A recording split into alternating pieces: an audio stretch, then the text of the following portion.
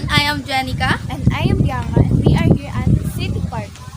This vlog is not just for entertainment but also for those students who want to gain more knowledge about Toastmasters Club.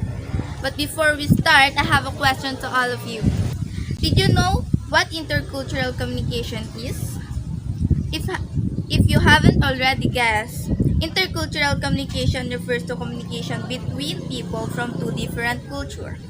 Intercultural communication is a discipline that studies communication across different culture and social groups, or how culture affects communication.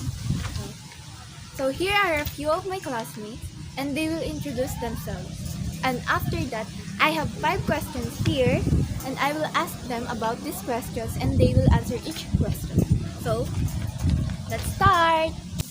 Hello everyone, my name is Rayalyn Bicaada. So, Raylene, let's start. So here is the first question. After attending a Toastmasters meeting, can you tell the differences between the speaking of the Filipinos to the speaking of Japanese? There are many differences between the way Filipinos and Japanese speak. Among us Filipinos, our accent is mostly the smooth pronunciation of each letter, while the Japanese mostly stutter on the letter R or L and they speak too fast.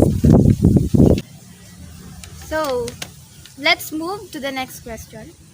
The next question is, what are the similarities and differences of Filipinos and Japanese people in terms of behavior and talking? But, I'm the one who will answer this second question. For instance, there are cultural similarities and differences between Filipinos and Japanese. Both nations are distinguished for their hospitality. Both of them value each other's tradition.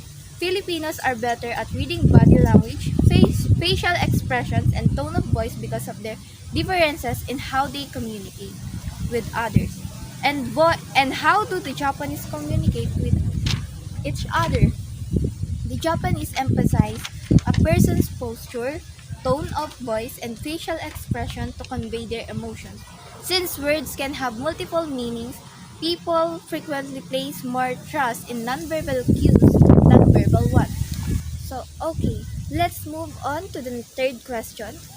Janica, have you experienced difficulty in communicating as a foreigner in an online meeting? Have we experienced difficulty in communication as a foreigner?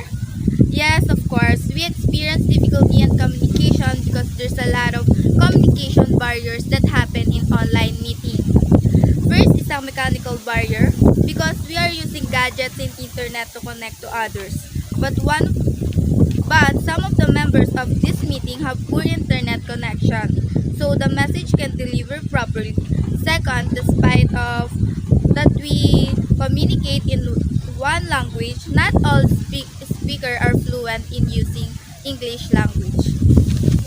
Now I'm moving to our next classmate to have a answer to our third question. Here again, Bianca.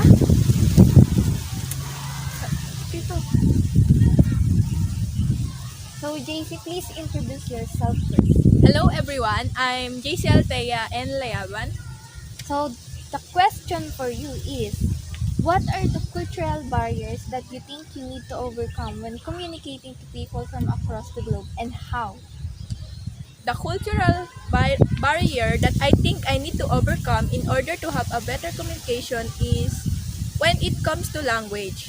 Practicing how not to make other person from a different culture or province an outcast just because they have a different accent from us.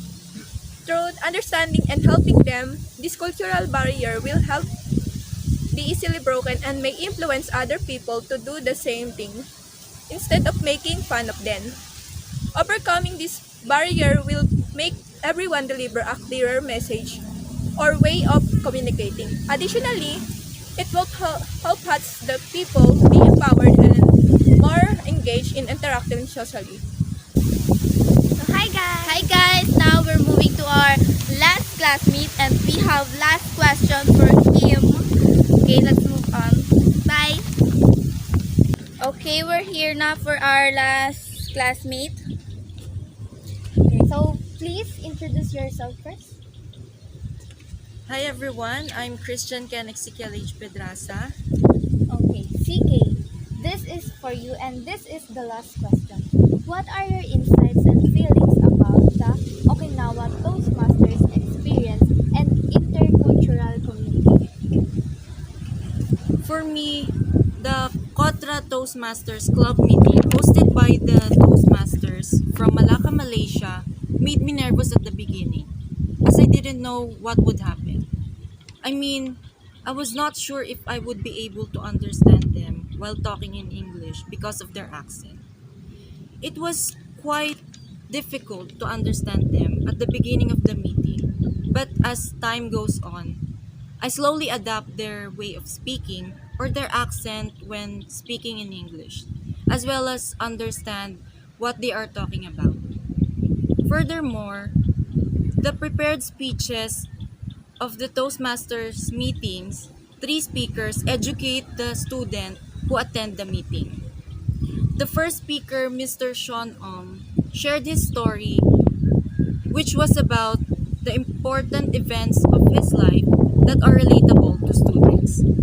The second speaker, Miss Elaine Lee, shared her knowledge about the kinds of leadership that she compared to tools in a toolbox.